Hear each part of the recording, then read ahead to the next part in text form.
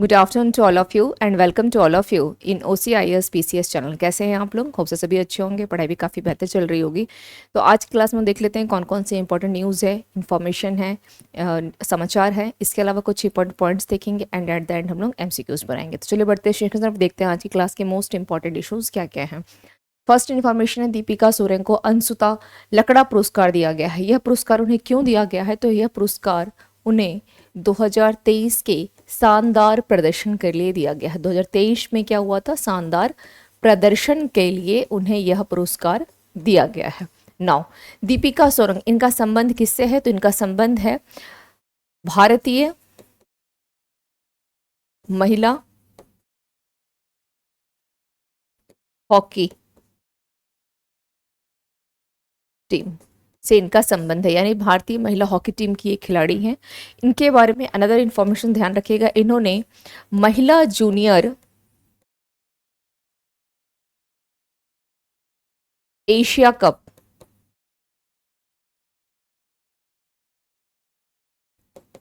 भारत के लिए इन्होंने पदार्पण किया था, जिसके अंतर्गत इन्होंने 6 मैच में 7 गोल करके इन्होंने क्या किया था? गोल्ड मेडल जिताने में इनकी महत्वपूर्ण भूमिका रही, इन्होंने मदद किया था। ओके, नाउ इवन इनका संबंध ऐसा मतलब कहा जाता है या माना भी जाता है कि इनका संबंध FIH महिला hockey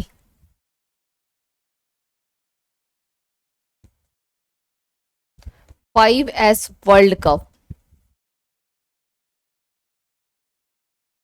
5S world cup Oman 2024 में इन्होंने क्या किया था? रजत पदक जीता था, रजत पदक।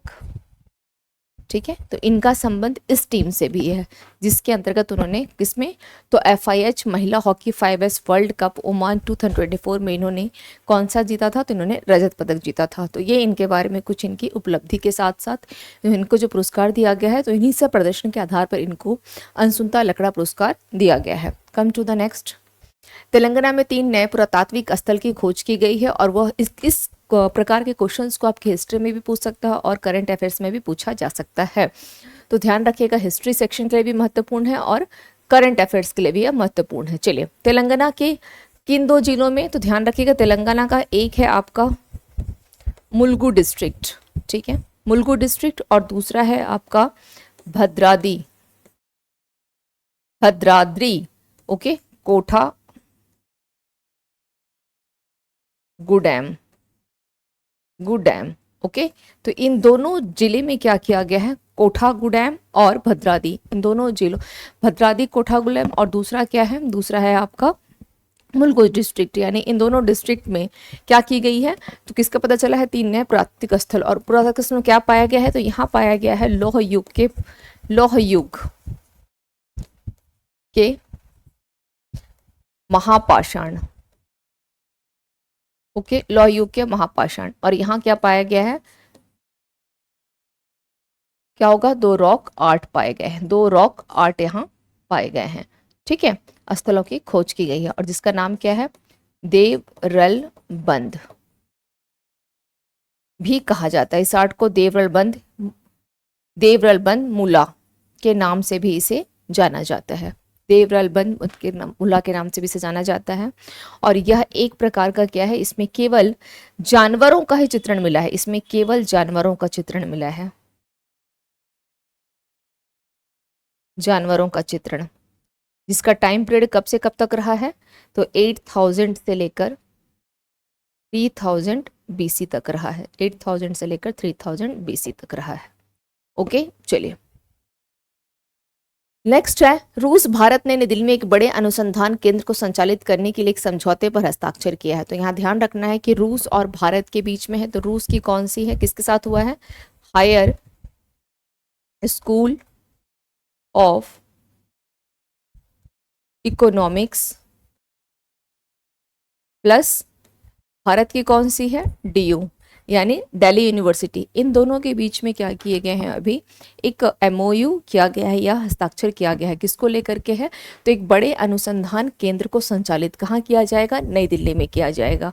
ओके चलिए, और रूस की ये जो आप देख रहे हैं यह क्या है, एक राष्ट्रीय अनुसंधान यानी नेशनल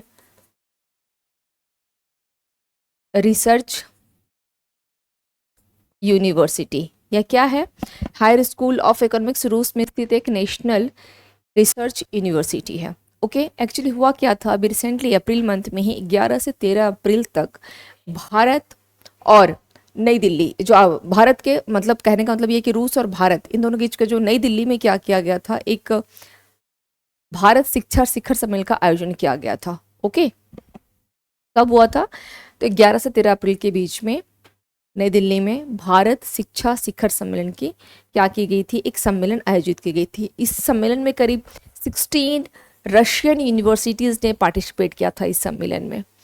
और यहीं पर जब इतने यूनिवर्सिटी ने पार्टिसिपेट किया गया तब एक निर्णय लिया गया कि क्या किया जाएगा, नई दिल्ली में एक अनुसंधान केंद्र को संचालित करने के लिए समझौते पर हस्ताक्षर किया गया था। इसके अलावा कुछ अनदर इंफॉर्मेशन को ध्यान रखिएगा कि अभी अगर देखा जाए तो भारत में हथियारों की सबसे अधिक आपूर्ति करने वाला देश कौन सा है, रशिया है। इस इंफॉर्मेशन पर ध्यान रखिएगा कि भारत को सबसे अधिक हथियारों की आपूर्ति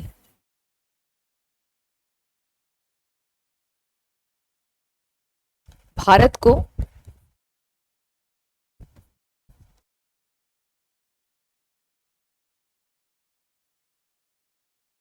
सबसे अधिक हथियारों की आपूर्ति। ओके इस इंफॉर्मेशन को भी ध्यान रखिएगा कि भारत को सबसे अधिक हथियारों की आपूर्ति कौन सा देश करता है, तो वह करता है रूस करता है। रूस नंबर 1 पर है एंड USA नंबर 2 पर। और भारत जो है हथियारों को आयात करना, ठीक है, सर्वाधिक आयात कौन करता है, तो भारत कर रहा है सर्वाधिक आयात। सर्वाधिक हथियारों का आयात कौन करता है, भारत कर रहा है। इस इंफॉर्मेशन को भी ध्यान रखिएगा, ठीक है। Now come to the next. सुंदरता और सोशल मीडिया प्रभाव के आधार पर विजेता का चयन करने के लिए दुनिया की पहली मिस AI प्रतियोगिता आयोजित जो है यह की जाएगी। ओके पहली मिस AI प्रतियोगिता का आयोजन किया जाएगा जिसका मूल्यांकन या इवैल्यूएशन जो है, इसका इवैल्यूएशन कितने कैटेगरी में किया जाएगा, इसका इवैल्यूएशन के लिए या इसका मूल्यांकन करने के लिए 2-3 कैटेगरी जो है डिसाइड की गई है। जैसे एक लुक्स को देखा जाएगा लुक वाइज, दूसरा क्या है तो स्टैट्यू ऑनलाइन देखा जाएगा, इसके अलावा technical issue technical skills,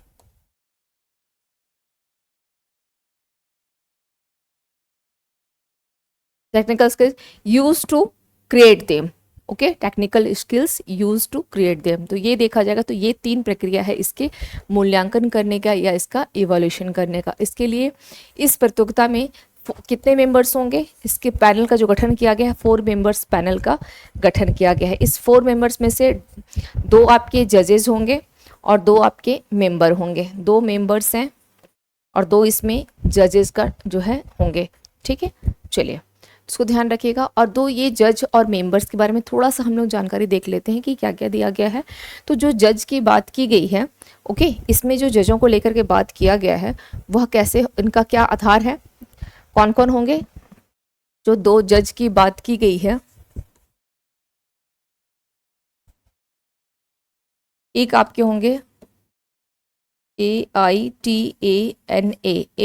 एटाना Lopez, okay जिनके करीब 3 लाख फॉलोवर्स आपको मिलेंगे, ठीक है। दूसरा क्राइटेरिया क्या है, और ये क्या है, AI जनरेटेड है, AI जनरेटेड, ओके ये ध्यान रखना है। इसके अलावा जो अन्य हैं उनका क्या नाम है,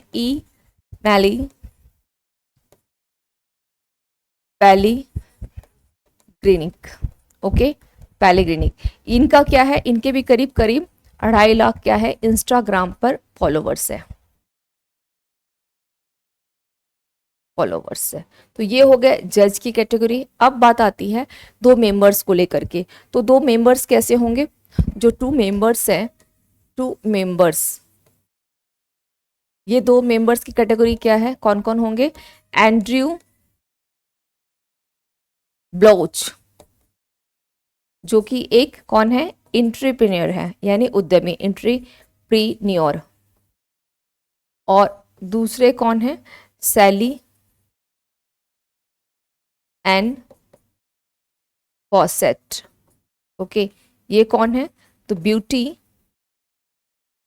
पेजेंट हिस्टोरियन। और इसके साथ साथ ये एक ऑथर भी हैं, इसके साथ साथ ये एक ऑथर भी है जिन्होंने ब्यूटी क्वीन स्कैंडल्स एक बुक भी इन्होंने लिखा है। नेक्स्ट पे आते हैं, भारत के द्वारा फिलीपींस को ब्रह्मोस की पहली खेप जो है भेजी गई है। भारत के द्वारा, इसको ये ध्यान रखना है कि फिलीपींस और ब्रह्मोस को लेकर के थोड़ा ध्यान रखिएगा कि ब्रह्मोस क्या है, ब्रह्मोस आपकी भारत और रशिया इन दोनों की यह एक संयुक्त उद्यम है। ब्रह्मोस क्या है, भारत और रशिया की संयुक्त उद्यम है। ठीक है, ये फीचर इसका हमेशा ध्यान रखिएगा, संयुक्त उद्यम है। इसका नाम ब्रह्मोस कैसे दिया गया, तो भारत की एक नदी है, कौन सी नदी है, ब्रह्मपुत्र नदी। ओके, और रूस की कौन सी है, मस्कोवा नदी, या हम उसको बोलते हैं मास्को, है ना। रूस की कौन सी है, तो मोस्कोवा।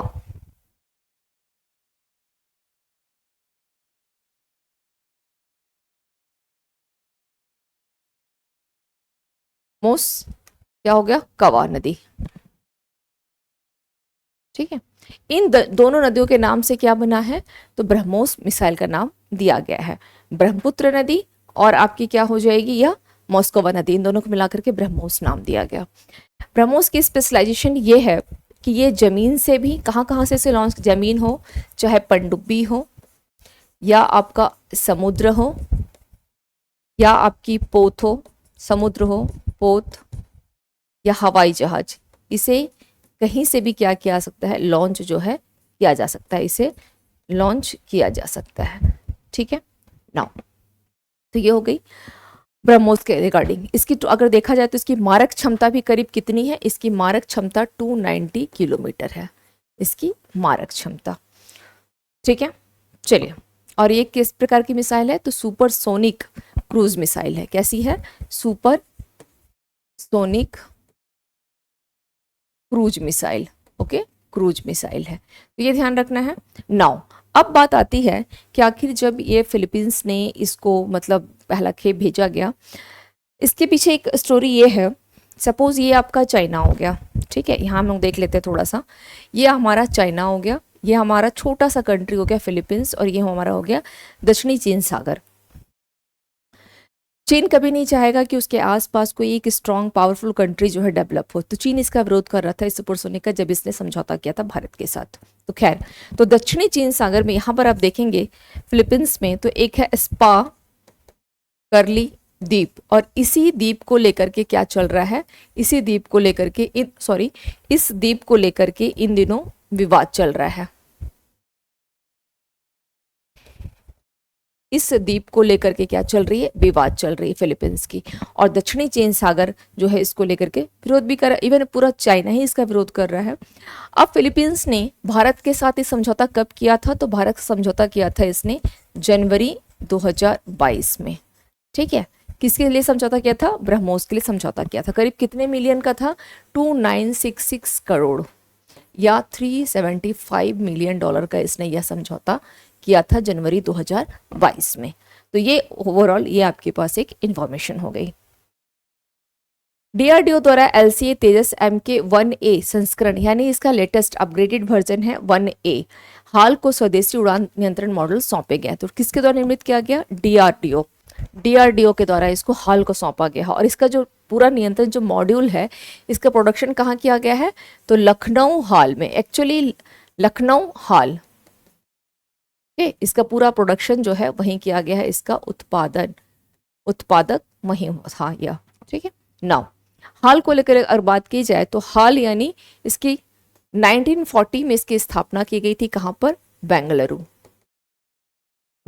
में। ठीक है, वर्तमान में इसके 6 ब्रांच है, कहाँ कहाँ है, एक आपका आ जाएगा कोरवा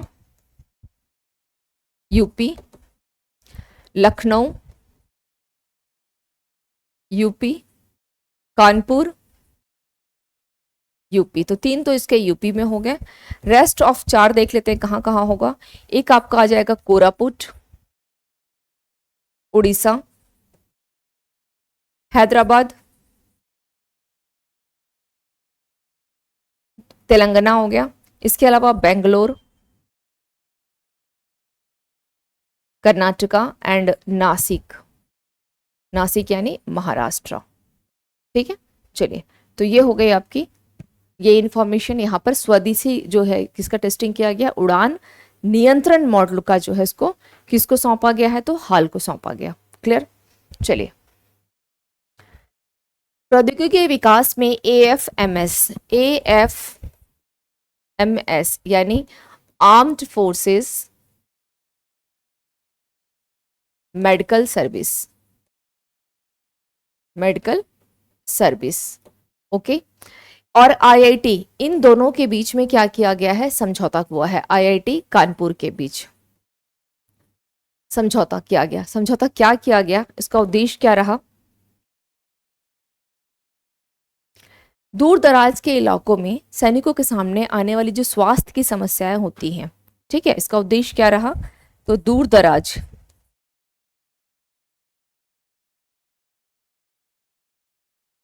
के इलाकों में सैनिकों के सामने आने वाली स्वास्थ्य समस्याओं से निपटने के लिए अनुसंधान, अनुसंधान प्लस नई तकनीक को विकसित करना, नई तकनीक विकसित करना, यही है आपका बोला गया है कि प्रौद्योगिकी के डेवलपमेंट में एएफएमएस और आईआईटी कानपुर के बीच में समझौता किया गया है। नेक्स्ट इंफॉर्मेशन पे आते हैं। स्वीडन आर्टेमिस समझौते में शामिल होने वाला 38वां देश बन गया है। आर्टेमिस समझौता, कौन सा देश शामिल हो गया, 38वां देश। भारत इसमें शामिल कब हुआ था, तो भारत इसमें शामिल हुआ था, इस आर्टेमिस समझौते में भारत कब शामिल हुआ है, 22 जून 2023। और मोदी जी ने क्या घोषणा किया था कि भारत को क्या करना है, एक वैश्विक अंतरिक्ष शक्ति बनाने के लिए इन्होंने क्या किया था, इस समझौते में हस्ताक्षर किया था। बनाने के लिए उन्होंने इस समझौते में हस्ताक्षर किया था, आर्टेमिस समझौता, जिसका संबंध किससे है, इसका संबंध है अंतरिक्ष अन्वेषण से। अंतरिक्ष अन्वेषण से इसका संबंध है, ठीक है। और अंतरिक्ष अन्वेषण हो गया, प्लस शांतिपूर्ण तरीकों से क्या किया जाएगा, चंद्रमा हो गई, या चंद्रमा हो गए, मंगल, धूमकेतु और क्षुद्र ग्रहों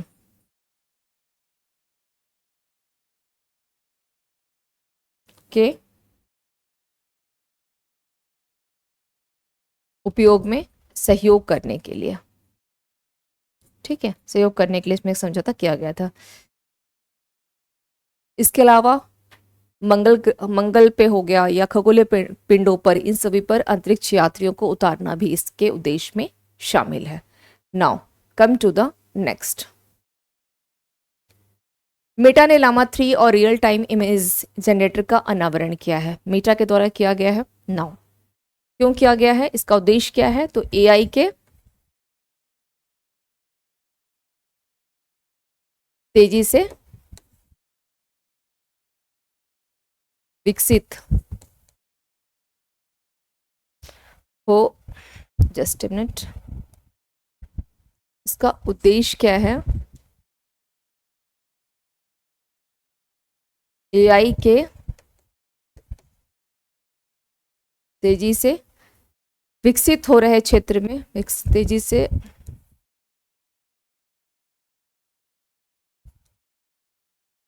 हो रहे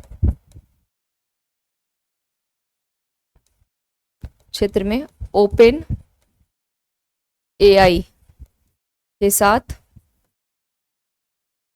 अंतर को कम करना, ये इसका उद्देश्य है। ठीक है, इसी उद्देश्य के साथ इसको लाया गया। नियमों का उल्लंघन करने पर आरबीआई ने 5 सहकारी बैंकों पर कितने का जुर्माना लगा दिया है? 60 लाख रुपए का जुर्माना लगा गया। और 5 सहकारी बैंक कौन कौन से हैं? तो राजकोट नागरिक सहकारी बैंक, इसके अलावा क्या होगा? Kangra cooperative bank,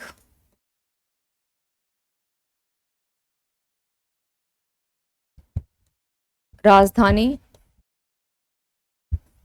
Nagar cooperative bank, district cooperative bank and जिला कोऑपरेटिव बैंक। इन सभी पर क्या किया गया है? जो है नियमों का उल्लंघन करने पर इनके ऊपर जुर्माना लगा दिया गया है आरबीआई के द्वारा। ओके, चलिए नेक्स्ट देख लेते हैं क्या है। नेक्स्ट पे आता है, नेक्स्ट इंफॉर्मेशन पे आते हैं, क्या दिया गया है। चलिए, वेदांता कंपनी हिंदुस्तान जिंक वैश्विक स्तर पर तीसरी सबसे बड़ी उत्पादक कंपनी बन गई है। वैश्विक स्तर पर तीसरी उत्पादक किसकी? चांदी की बन गई है। और दूसरी उत्पादक किसकी है? यह तीसरी। और दूसरी किसकी है? दूसरी है जस्ता उत्पादन में दूसरी बन गई है। जस्ता के प्रोडक्शन में यह वैश्विक स्तर पर दूसरी कंपनी बन गई है। कौन सी है? Vedanta company Hindustan zinc. सबसे ज्यादा प्रोडक्शन कहाँ पर होता है? राजस्थान। राजस्थान के कहाँ पर? तो राजस्थान में आप यहाँ पे लिख सकते हैं सिंदेसर, खुर्द, खदान। ओके, नाउ नेक्स्ट देख लेते हैं क्या है। भारत की जनसंख्या 140 करोड़ तक पहुंचने का अनुमान है, यूएनएफपीए की रिपोर्ट है। यूएनएफपीए का मतलब हो गया संयुक्त राष्ट्र जनसंख्या कोष। ओके, इसके अकॉर्डिंग अगर देखा जाए तो लास्ट ईयर जो भारत की जनसंख्या थी 2011 में 121 करोड़ थी, और अभी कितनी देखी जा रही है? 140 करोड़। जो किसको पीछे छोड़ रहा है? चीन को पीछे छोड़ रहा है। चीन का कितना है? 142.5 करोड़। इसको पीछे छोड़ते चीन सेकंड नंबर पर आ गई है। ठीक है, और अगर हम टोटल रिपोर्ट की बात करें, टोटल अगर हम रिपोर्ट को देखें, अगर हम टोटल रिपोर्ट को देखते हैं तो कितना हो जाएगा? टोटल रिपोर्ट के अकॉर्डिंग अगर 24% यहाँ पर कितना हो जाएगा? 0 से लेकर के 14 एज ग्रुप के हो जाएंगे 24% लोग। 17% किसके हो जाएंगे? 10 से लेकर के 19 ईयर्स के हो जाएंगे। एंड 75% 26% की बात की जाए तो 10 से लेकर के 24 एज ग्रुप के लोग हो जाएंगे। एंड 7% अगर देखा जाए तो 65 ईयर्स या इससे अधिक के आयु वर्ग के लोग। वहीं अगर बात की जाए पुरुषों की जीवन प्रत्याशा कितनी बताई जा रही है? पुरुषों की जीवन प्रत्याशा बताई जा रही है, जीवन प्रत्याशा 71 ईयर्स पुरुषों की, और महिलाओं की कितनी बताई जा रही है? 74 ईयर्स। तो इसको ध्यान रखना है। Now come to the next. GMR Hyderabad अंतर्राष्ट्रीय हवाई अड्डे ने सर्वश्रेष्ठ हवाई अड्डे कर्मचारी का पुरस्कार इसने जीता है। बस हेडलाइन को ध्यान रखिएगा। वाइस एडमिरल दिनेश कुमार त्रिपाठी को भारतीय नौसेना का अगला प्रमुख नियुक्त किया गया है। किसका स्थान लेंगे? तो वर्तमान में कौन है? आर हरि कुमार। आर हरि कुमार का स्थान लेंगे। वर्तमान में यही है, इन्हीं का स्थान ये लेंगे। नेक्स्ट पे आते हैं। पुस्तक India the road to renaissance a vision and an agenda launch किया गया है। ठीक है, इस पुस्तक को किसके द्वारा लिखा गया? इस पुस्तक को तो भीमेश्वर चल्ला, भीमेश्वर चल्ला इनके द्वारा इस पुस्तक को लिखा गया है। ये क्या है? यूएन के एक पूर्व अधिकारी हैं। नेक्स्ट इंफॉर्मेशन पे आते हैं। मेलकम आदिशेषिया पुरस्कार उत्साह पटनायक जो कि एक अर्थशास्त्री है, इनको दिया गया है। अर्थशास्त्री हैं, ठीक है, इनको दिया गया है मेलकम। और ये किसके द्वारा दिया जाता है? एलिजाबेथ आदिशेषिया ट्रस्ट हर साल यह पुरस्कार देती है। नेक्स्ट देख लेते हैं क्या है। इफ्को के नैनो यूरिया प्लस के विवरण को सरकार के द्वारा अधिसूचित किया गया है। एंड अब नैनो यूरिया प्लस ये क्या है? एक अपग्रेडेड वर्जन हो गया। नैनो यूरिया प्लस एक अपग्रेडेड वर्जन हो गया यूरिया का। 2021 में पहली बार इफ्को के द्वारा यूरिया को लाया गया था। 2021 जून 2021 में, ठीक है, जून 2021 में इफ्को ने क्या किया था? पहला नैनो लिक्विड